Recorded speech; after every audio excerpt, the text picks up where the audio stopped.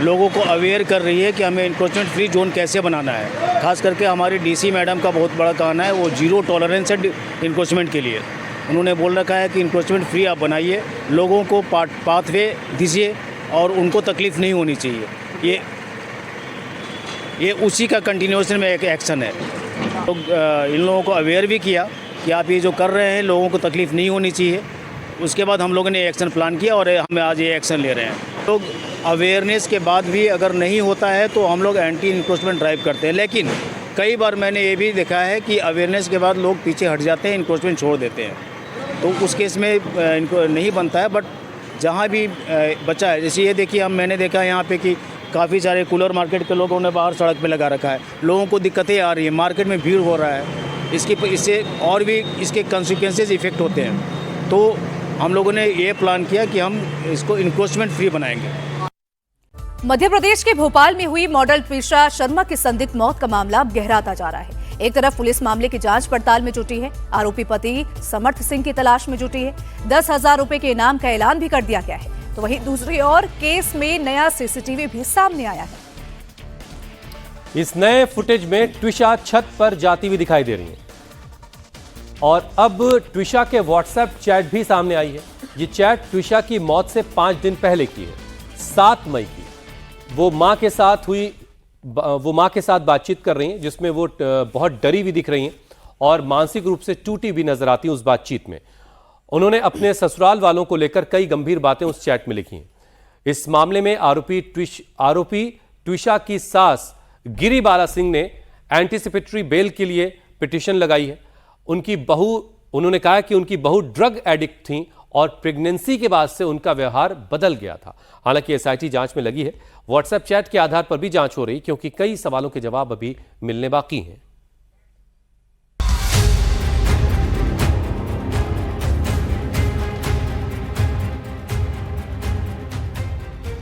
Twisha Sharma death mystery, WhatsApp chat से सुलझेगी गुत्थी।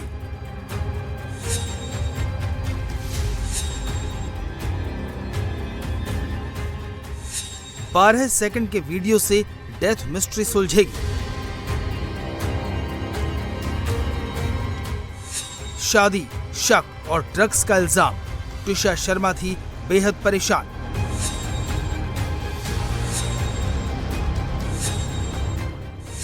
आरोपी पति फरार, ट्विशा शर्मा पर किया अत्याचार। ट्विशा शर्मा मर्डर केस में ये एक चैट बहुत कुछ बयान कर रहा है।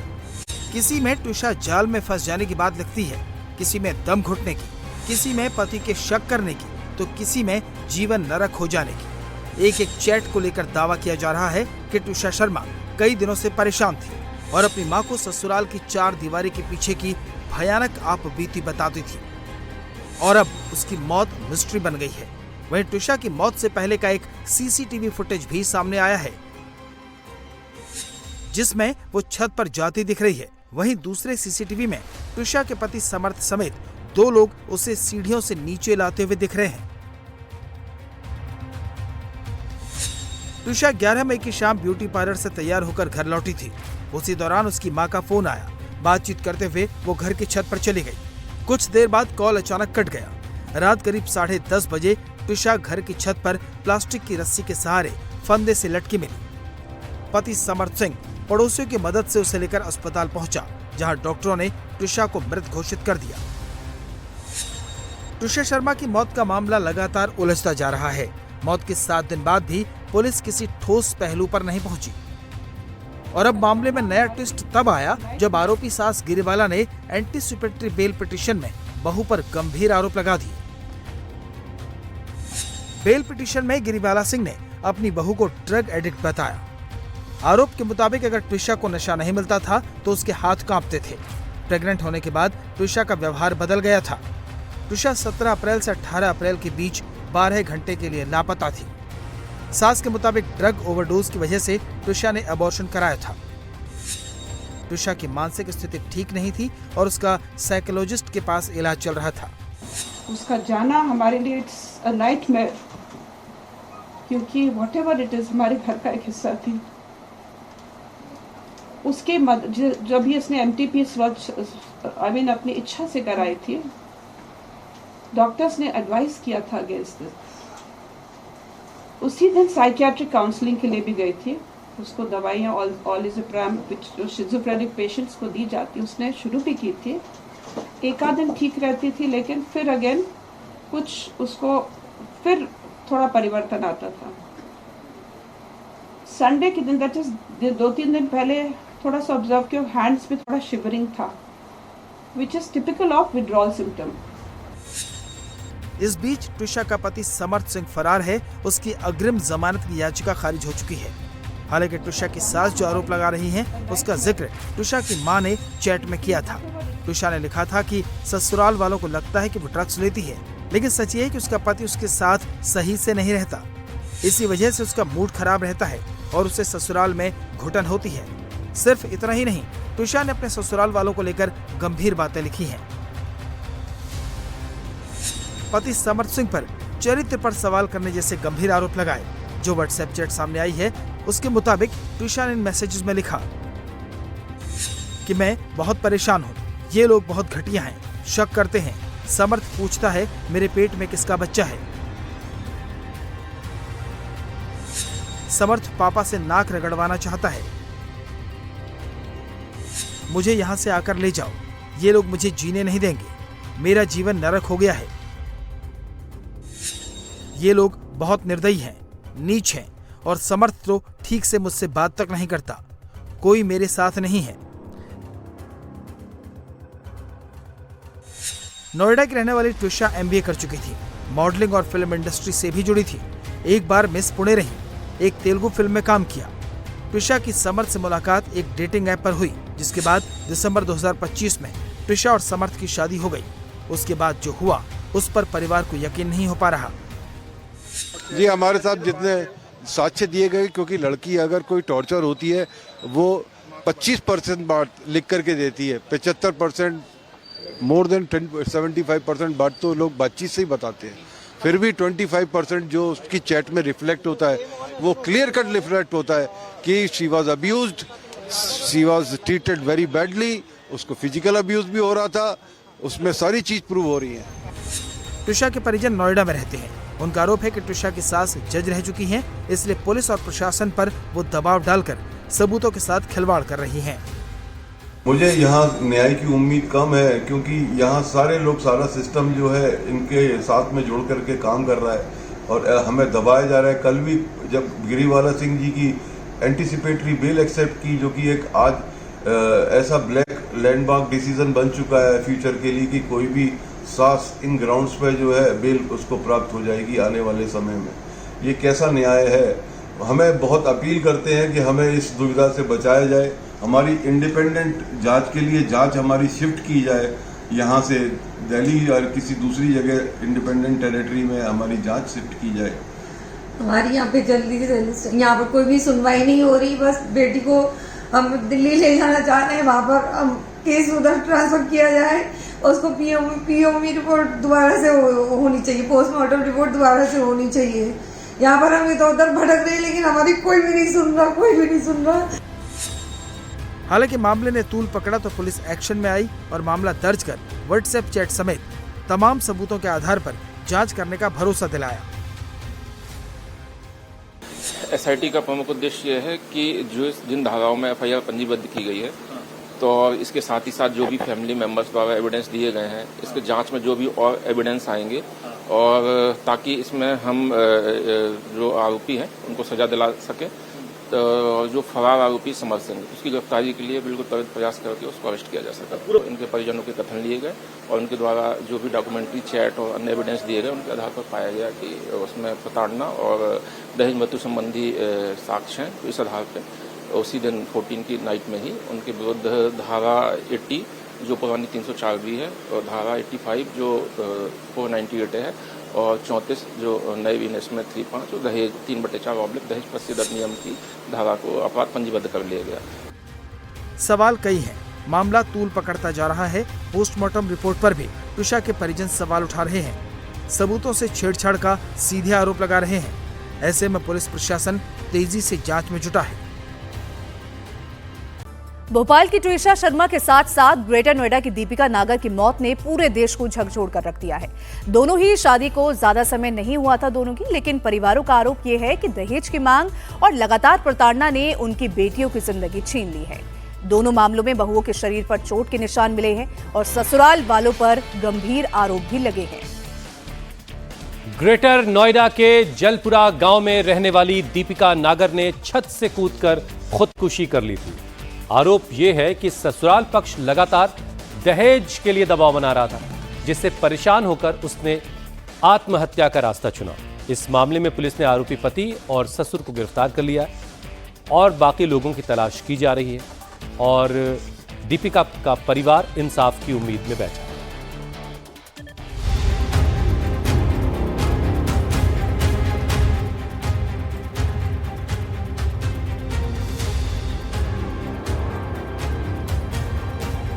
एक तरफ भोपाल में रिटायर्ड जज की बहू ट्विशा शर्मा की संदिग्ध मौत सवालों के घेरे में है, जिसकी शादी अभी सिर्फ 5 महीने पहले हुई थी, तो दूसरी तरफ ग्रेटर नोएडा में 24 साल की दीपिका ने छत से छलांग लगाकर आत्महत्या कर ली, जिसकी शादी महज 14 महीने पहले हुई थी।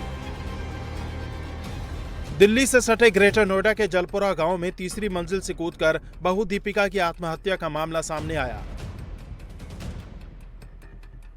दीपिका नागर की शादी दिसंबर 2024 में ऋतिक के साथ हुई थी। जानकारी के मुताबिक दीपिका के पिता ने शादी में करीब 1 करोड़ रुपए खर्च किए थे। ससुराल वालों को 11 लाख नकद, एक चमचमाती स्कॉर्पियो कार भी दी ताकि उनकी बेटी वहां खुश रह सके, लेकिन यही दहेज उनके जी का जंजाल बन गया।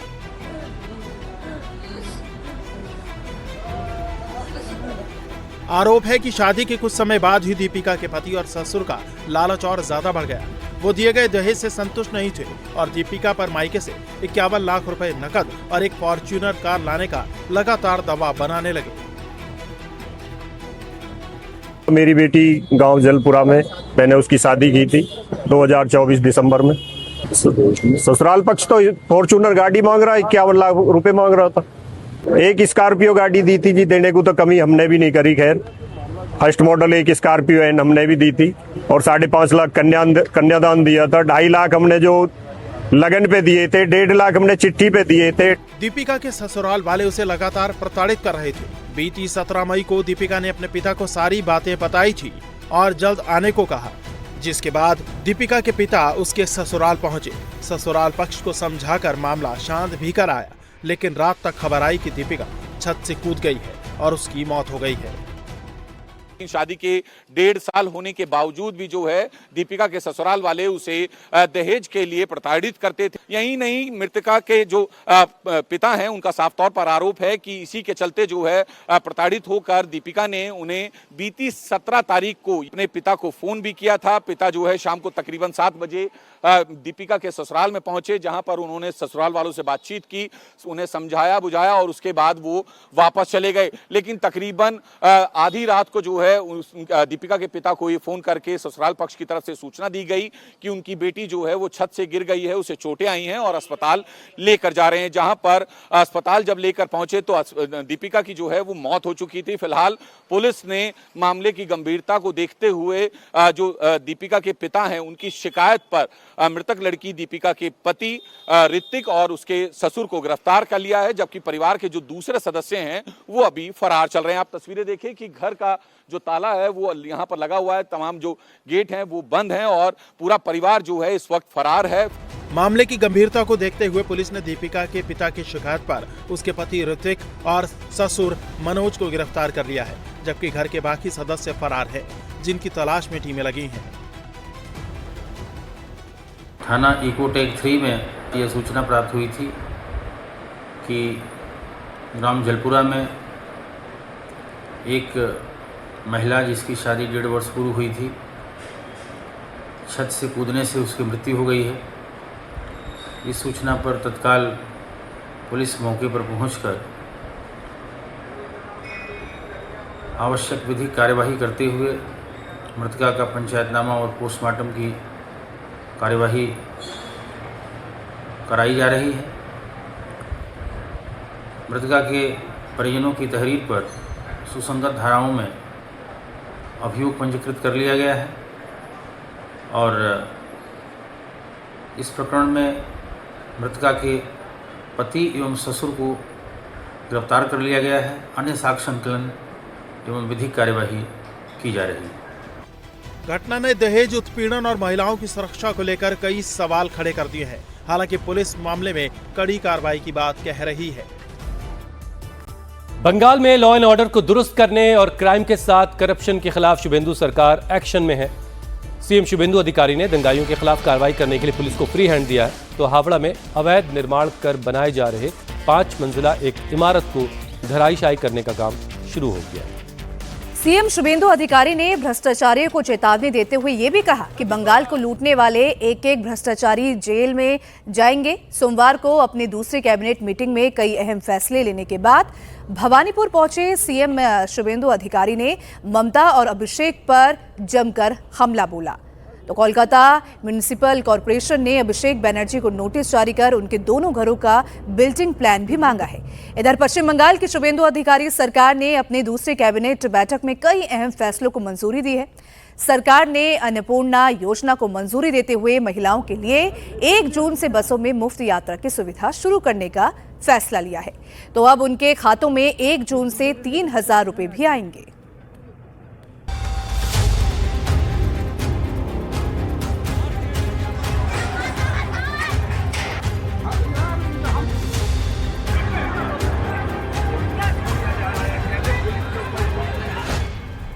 हावड़ा में अवैध निर्माण पर चलता बुलडोजर, शहर शहर अवैध पार्किंग के खिलाफ सरकार का एक्शन और पत्थरबाजों को सबक सिखाती शुभेंदु सरकार की पुलिस की ये तस्वीर बता रही है कि बंगाल में बदलाव का असर हो रहा है।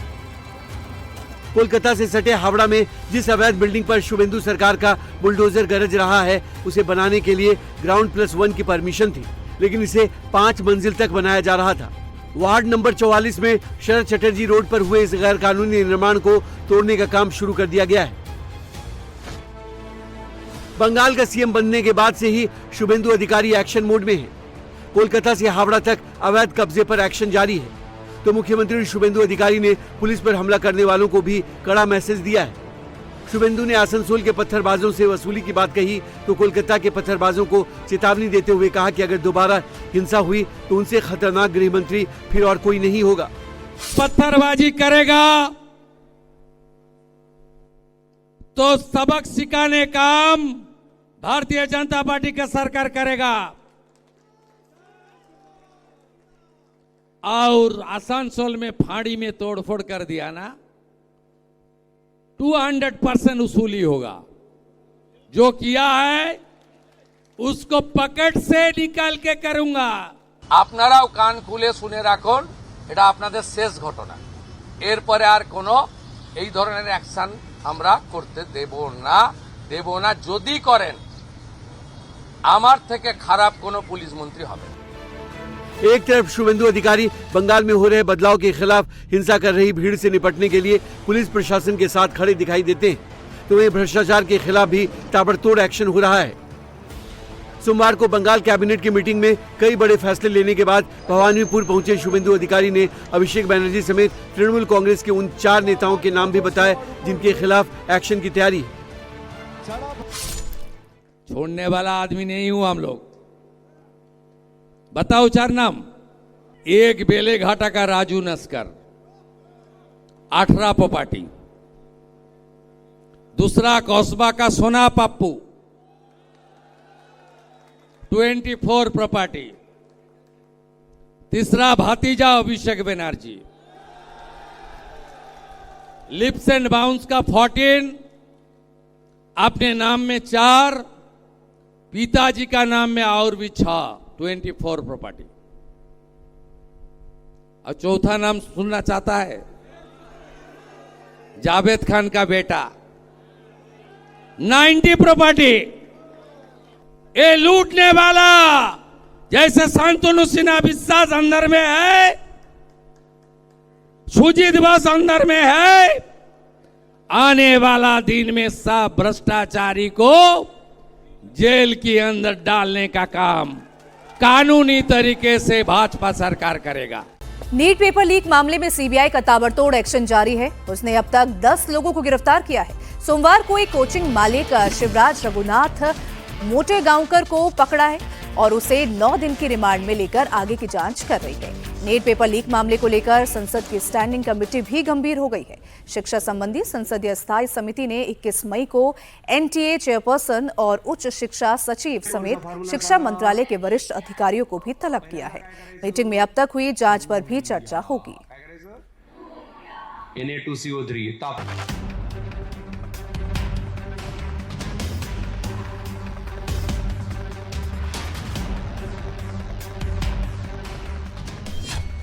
नीट पेपर लीक केस में महाराष्ट्र से छठी गिरफ्तारी।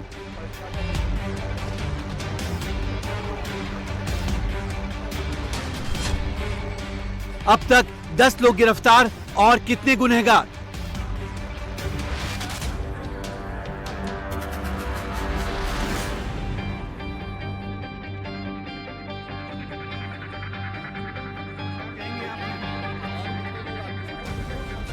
नीट पेपर लीक केस में जैसे जैसे जांच आगे बढ़ रही है, वैसे वैसे संगठित नेटवर्क की परतें खुलती जा रही हैं। सीबीआई पूरे गैंग का पता लगाने के लिए लगातार छापेमारी और गिरफ्तारियां कर रही है। वो इस नेटवर्क के हर छोटे बड़े तार को जोड़ने में जुटी है। जांच एजेंसी का दावा है कि पेपर लीक का नेटवर्क एनटीए से लेकर बड़े कोचिंग संस्थानों तक फैला हुआ था। इसी कड़ी में सीबीआई ने शिवराज रघुनाथ मोटेगांवकर नाम के एक और संदिग्ध को अरेस्ट किया है, जिसे 9 दिन की रिमांड में लेकर आगे की जांच की जा रही है। Shivraj Motegaonkar RCC coaching classes नाम से कोचिंग इंस्टीट्यूट चलाता है। महाराष्ट्र के कई शहरों में शिवराज मोटेगांवकर के कोचिंग सेंटर हैं। इन कोचिंग सेंटर का कुल टर्नओवर 100 करोड़ से ज्यादा है। जांच एजेंसी के मुताबिक शिवराज मोटेगांवकर एक संगठित गिरोह का सक्रिय सदस्य था, जिसने नीट पेपर लीक करने और उसे फैलाने में अहम भूमिका निभाई। सीबीआई को जांच में पता चला कि शिवराज मोटेगांवकर को 10 दिन पहले ही नीट का पेपर मिल गया था। नीट एग्जाम से पहले उसने अपनी कोचिंग के बच्चों को परीक्षा में आने वाले क्वेश्चन से रटवाए और दावा किया कि वो जो सवाल पढ़ा रहा है वही एग्जाम में आएंगे। सीबीआई ने 3 मई को लीक हुए नीट पेपर की कॉपी शिवराज के पर्सनल मोबाइल फोन से बरामद की है। आरोप है कि शिवराज ने गेस्ट पेपर के नाम पर छात्रों को असली पेपर के क्वेश्चन बताए। सीबीआई ने तलाशी के दौरान लातूर में आरसीसी कोचिंग क्लासेस की कई फुटेज भी जब्त की है। एक फुटेज 2 मई यानी नीट पेपर के ठीक एक दिन पहले की है। उस दिन शिवराज मोटेगांवकर ने रात को 11:30 बजे तक छात्रों को रिवीजन करवाए। सीबीआई को 3 मई के कुछ फुटेज भी मिले हैं, जिसमें नीट की परीक्षा खत्म होने के बाद आरसीसी कोचिंग क्लासेस की फैकल्टी शिवराज मोटेगांवकर की तारीफ करते नजर आ रहे हैं। प्रधानमंत्री नरेंद्र मोदी के नॉर्वे दौरे का आज दूसरा दिन है। आज पीएम मोदी ओस्लो में भारत नॉर्डिक शिखर सम्मेलन में शामिल होंगे। नॉर्वे, स्वीडन, डेनमार्क, फिनलैंड और आइसलैंड देशों के ग्रुप को नॉर्डिक देश कहा जाता है। इन देशों के साझा प्लेटफॉर्म के साथ भारत का ये तीसरा शिखर सम्मेलन है। इस सम्मेलन में रिन्यूएबल एनर्जी, व्यापार और डिफेंस समझौतों पर फोकस रहेगा। इससे पहले ओस्लो में पीएम मोदी का जोरदार स्वागत किया गया। ओस्लो में भारत ने नॉर्वे के साथ ग्रीन स्ट्रेटेजिक पार्टनरशिप की शुरुआत की। आर्कटिक क्षेत्र में भी दोनों देशों ने मिलकर काम करने का फैसला किया है। नॉर्वे के साथ स्ट्रैटेजिक डील्स के साथ साथ ओस्लो में प्रधानमंत्री मोदी ने नॉर्वे के किंग हराल्ड और क्वीन सोनिया से भी मुलाकात की। नॉर्वे ने पीएम मोदी को अपने सर्वोच्च सिविलियन सम्मान से grand cross of the royal Norwegian order of merit से भी सम्मानित किया। नॉर्वे के पीएम जोनास गार स्टोर के साथ द्विपक्षीय बातचीत के बाद प्रधानमंत्री मोदी ने आतंकवाद के खिलाफ लड़ाई में भारत के समर्थन के लिए भी नॉर्वे का शुक्रिया अदा किया और कहा कि दोनों देश आतंकवाद का जड़ से खात्मा करने के लिए एक साथ हैं। मध्य प्रदेश के धार भोजशाला में हाईकोर्ट के फैसले के बाद आज खास हवन पूजन का आयोजन हो रहा है। इसमें बड़ी संख्या में लोग पहुंच रहे हैं। भोजशाला में सत्याग्रह और महापूजा 23 सालों के बाद हो रही है। 2003 के बाद पहली बार बदले नियमों के बीच पूजा हो रही है। सूर्योदय से सूर्यास्त तक विशेष हवन पूजन होगा। समिति ने सनातनियों से एकजुट होने का भी आह्वान कर ज्यादा से ज्यादा संख्या में पहुंचने की भी अपील की है। पश्चिम बंगाल के मुख्यमंत्री शुभेंदु अधिकारी के पीए चंद्रनाथ रथ मर्डर केस में सीबीआई को बड़ी कामयाबी मिली है। सीबीआई ने यूपी के मुजफ्फरनगर से मेन शूटर राजकुमार सिंह को गिरफ्तार कर लिया है। मुजफ्फरनगर पुलिस के सहयोग से गिरफ्तार आरोपी राजकुमार को आज सीबीआई ट्रांजिट रिमांड लेकर कोलकाता की स्पेशल सीबीआई कोर्ट में पेश करेगी। चंद्रनाथ वध हत्याकांड में सबसे अहम रोल शूटर राजकुमार का ही है। हालांकि हत्या का मोटिव अभी तक क्लियर नहीं हुआ है। बड़ी खबर अमेरिका के सैन डियागो से है, जहां एक मस्जिद में हुई गोलीबारी में 3 लोगों की मौत हो गई। मारे गए लोगों में 2 संदिग्ध युवक भी शामिल हैं, जिन्होंने गोलीबारी की घटना को अंजाम दिया, जबकि एक मस्जिद का एक गार्ड है। पुलिस के मुताबिक दोनों संदिग्ध युवक की मौत खुद की गोली लगने से ही हुई है। दोनों ने हमला करने के बाद खुद को भी गोली मार ली। बागपत में किसने की सरेआम गुंडागर्दी, हैदराबाद में लापरवाही से कार का दरवाजा खोलकर किसने ले ली किसी और की जान, और झांसी के बाजार में क्यों हुआ बवाल, ग्राहक से क्यों भिड़ गया दुकानदार। देखिए एक्शन से भरपूर खबरें इस खास रिपोर्ट में।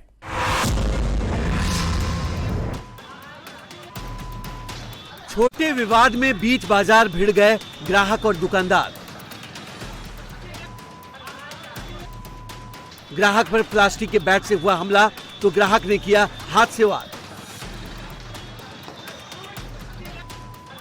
बाजार में मारपीट का यह नजारा झांसी के मानिक चौक का है।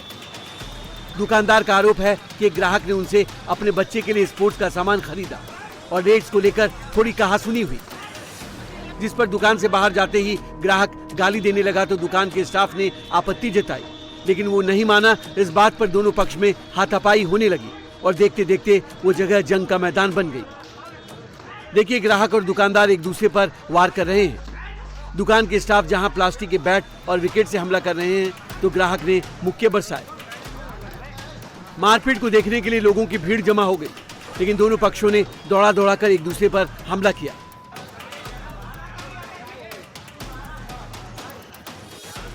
इस मारपीट को किसी ने मोबाइल में कैद कर सोशल मीडिया पर वायरल कर दिया। पुलिस अब मामले की जांच कर रही है। सड़क पर एक युवक की बेरहमी से पिटाई।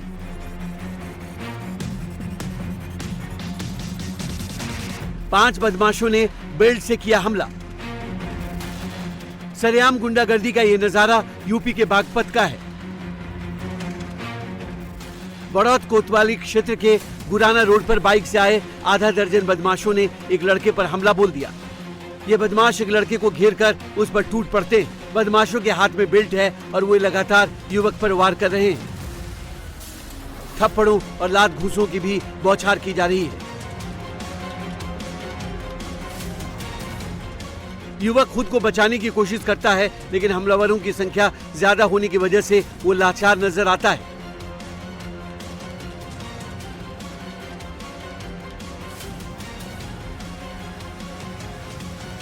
इस वारदात का वीडियो पास में लगे सीसीटीवी कैमरे में कैद हो गया, जो अब सोशल मीडिया पर तेजी से वायरल हो रहा है।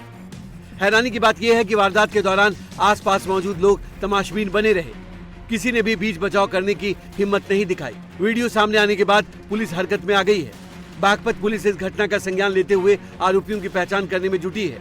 पुलिस के मुताबिक सभी आरोपियों को गिरफ्तार कर सख्त कानूनी कार्रवाई की जाएगी।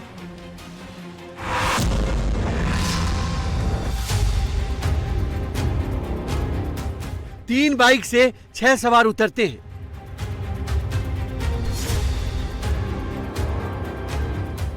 एक घर के बाहर थोड़ी देर रुकते हैं और फायरिंग शुरू कर देते हैं।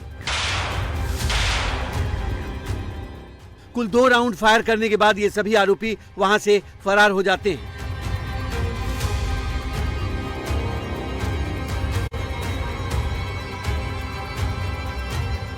रविवार देर रात हुई फायरिंग की इस वारदात का सीसीटीवी फुटेज सामने आया है। रात के अंधेरे में दहशत फैलाने के लिए की गई फायरिंग की ये वारदात नागपुर की है। बताया जा रहा है कि बाइक सवार ग्रुप ने आरएसएस मुख्यालय के पास फायरिंग की थी, जिसके खुलासे के बाद हड़कंप मच गया।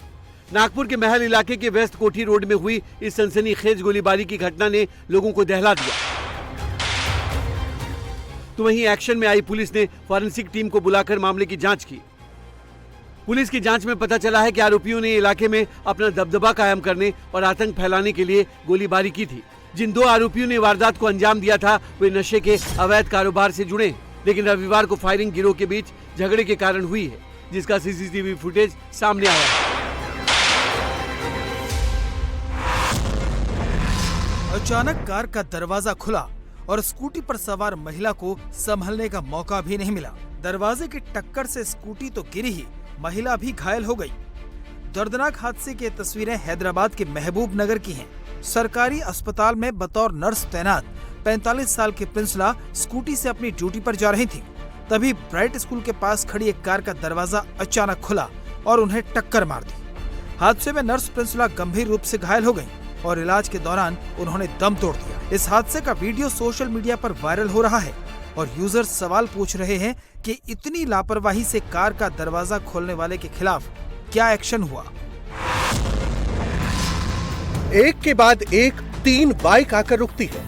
बाइक सवार उतरकर अंदर जाते हैं और धारदार हथियार से गोदकर युवक की हत्या कर देते हैं। बेरहमी से हुई हत्या की इस वारदात के बाद पूरे इलाके में सनसनी फैल गई। गुजरात के सूरत शहर के उधना इलाके में हुई इस वारदात में जिस जय दलाल नाम के युवक की हत्या की गई, वो डिंडोली इलाके में बीजेपी युवा मोर्चा का उप प्रमुख था।